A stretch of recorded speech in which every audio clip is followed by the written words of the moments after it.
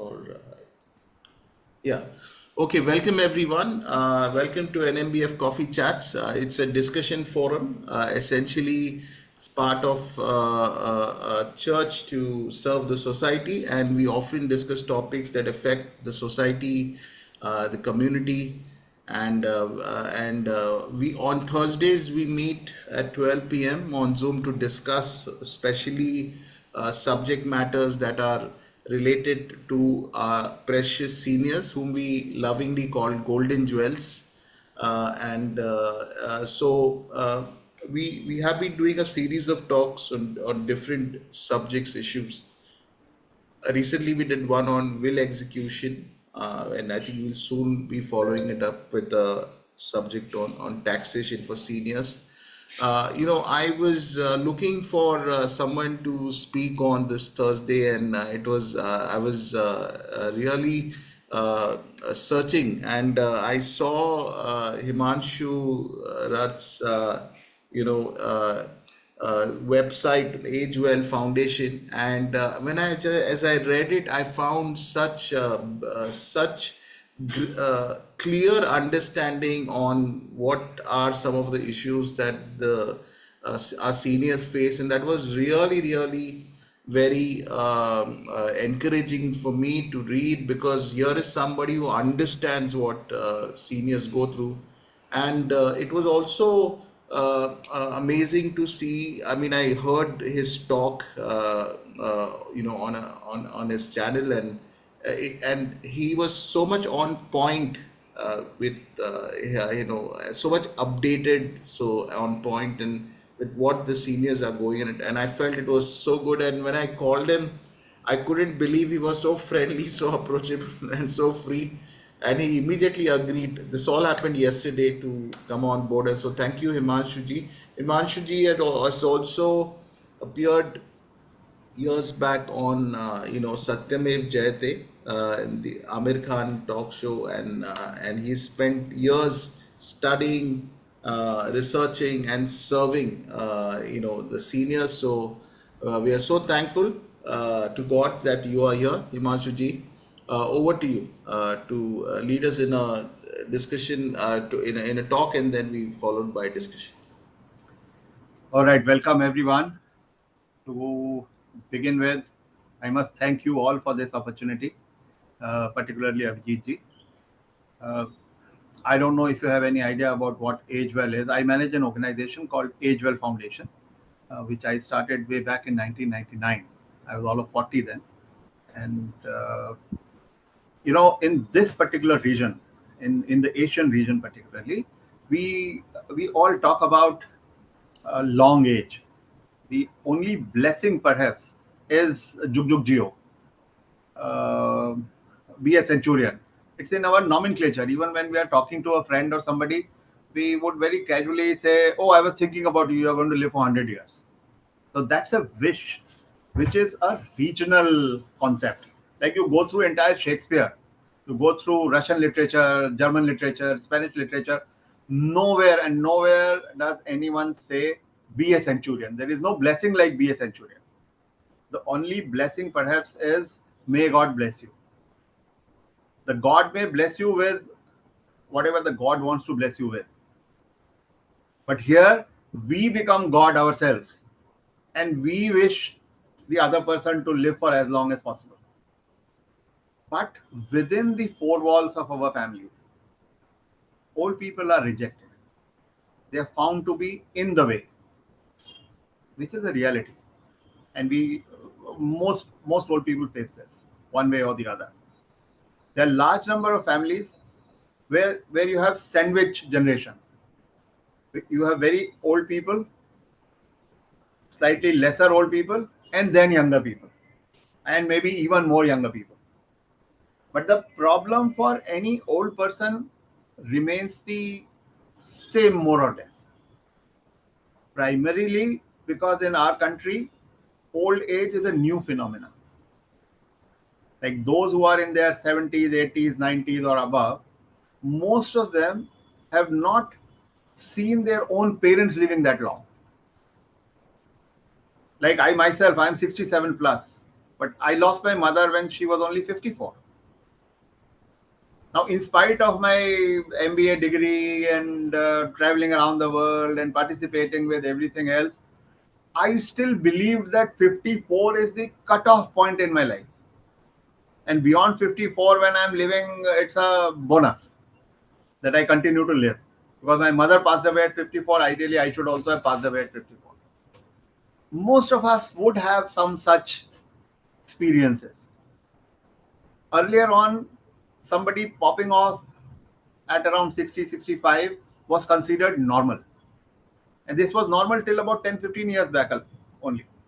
But today, if somebody pops off, then our normal reaction is, what happened? Heart attack?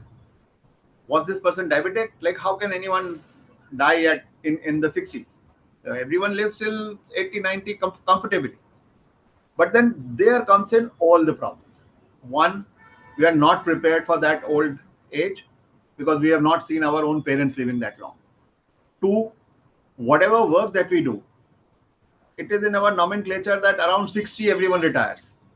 Even if you are in your own business, people tend to retire. So if you retire at 60, and in Indian circumstances, there is a huge difference between the age of the men and the women. The wives usually are anything between 2, 3 years to up to about 10, 12 years younger than the men. And if the man is the main bread earner of the family and he retires at 60, the wife could be in her early 50s. Now, if I retire at 60 and I'm going to till 90, I'm going to live till 90, I have 30 clear years to live. And my wife would have another 30, like maybe 35, 40 years to live. Women outlive men by 4, 5 years universally. So now whatever amount of money that I have earned, saved, invested, inherited, it's not going to last me for 40 years. So it has become imperative that beyond retirement, I look for a second job or a second source of income. But at 60 plus, if young people don't get jobs, like how will an old person get a job? So we at Agewell's Foundation, we started an employment exchange some 15 years back. We have like placed about 200,000 people in jobs. It's a free service so far, but it's not a big number considering we have 150 million old people in our country. So we sidestepped and started advocating that if you are retired and even if you are slightly educated, take up tuitions in the neighborhood. And this is an appeal that I would make to each one of you. If you are old, if you are retired, or if you know any person who is retired, please encourage that person to take up tuitions in the neighborhood. Because in cities like, in the big cities like Bombay, Calcutta, Bangalore, Delhi, large number of families are two salary families now, where husband and wife both go to work. And if you have a young child at home, there is no one at home to even help the child complete homework. By the time the parents come back, they're too tired for this. So as an old person in the neighborhood, one can always go and teach and give tuitions. And in big cities, you get anything up to about 14, 1500 rupees per hour. Even in smaller cities, you get 200, 300 rupees per hour. So post-retirement, if a person is teaching, say, 2 or 3 children every day, you start earning a handsome amount of money. And you can continue to do this till the time your body and your mind allows you to do this. So most people continue to give tuitions till about 75, 77. That's the age group. We already have about 500,000 people working as tutors under this program. And teaching a young child is not rocket science. You just go through the textbooks, help the child complete the homework, and this old person is also inculcating certain values along with teaching. So this is something that we always recommend to everybody. Because now what happens is, if I'm going to live till 90, then I'm going to fall sick in my 80s, late 80s. If I'm going to live earlier on, like when people were living till about 60, 65, they will fall sick in their early 60s. Now, if you fall sick in your early 60s, your children invariably are about 25, 30, 35. They will back borrow, steal, and look after your health because they have that confidence that they can always earn back that money. But if I'm going to fall sick in my late 80s, my children would be 55 plus. They would rather save money for their own daughter's marriage or their own home loan or their own retirement plans, and they are not going to spend money on me. So that financial lacuna also disturbs a very large number of old people. So these are some realities, which is why it is imperative that from young age itself, we keep it in mind that post retirement, we are going to take up a second job or we are going to work towards a second source of income.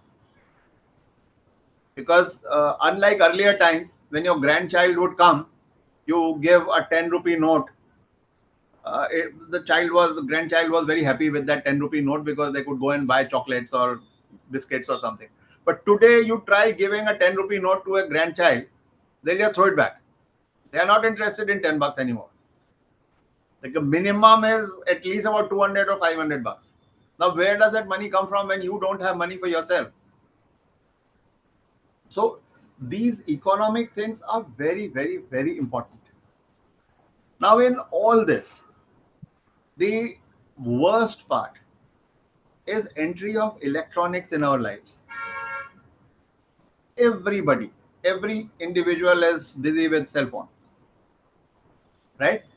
Now the cell phone has started making ourselves very introverted. We all are busy with our own phone, and if I'm busy with my own phone, then I'm not concerned about anybody else. It's just me and myself. So I am I there for other person? Am I there to look after them? Am I there to give them any company? No. So this generational gap has become even more wider. The old people expect young people to come and spend some time with them, or at least talk to them, or be there for them. They need companionship. Young people find old people in the way. They don't want to communicate with them. In any case, the language of communication has also changed. We still talk, they send messages. So this is an area for which time has come, whether it is a church body or any educational institution or any such place, we must start sensitizing young children about the needs of old people. Unfortunately, worldwide, in any curriculum, like in India, you have NCRT. All school books and everything is it all comes through NCRT syllabus. Now, there is not a single chapter from class 1 to class 12 on old people. We are not telling anybody about old age. It is believed that, okay, with time we will learn. It doesn't work like that. So, every person who is even slightly educated must take it upon himself or herself to sensitize young children about needs of old people. It is only then these young children are available to old people in the family, and the same young children, when they become adult and they become old, they remain prepared for old age. It's a process which each one of us must adopt. Now, because in old age, what does one need? The biggest need is companionship, empathy, togetherness, sense of belonging. Then comes food, then comes medication, then comes comfort. So this companionship aspect comes in only when the other person is sensitized about it. Plus, in our frustration in old age, most people feel frustrated because the younger people are not available to them, because they can't move around that much, they are not socially that active, they are not earning as well. So they remain frustrated. and in the bargain, they interfere in the young children's lives. They try and dictate this is right, that is wrong. The world has changed today. You can't dictate anything to anybody. You can't even tell your own son to behave in a certain manner anymore. Yes, you could do this when they were in school or young or whatever. Once they are in their mid teens or past teens, the only communication that they have with their parents is chill. I know what I'm doing. So there is no point interfering with them, because if you do that, you alienate yourself. So it is important to somehow accommodate everything that is around us. Pick up reading, pick up listening to music. There's so many things with which one can engage oneself with. So these are the primary basic observations about old age as such. But then I would love to answer any queries, any questions that you might have about old age.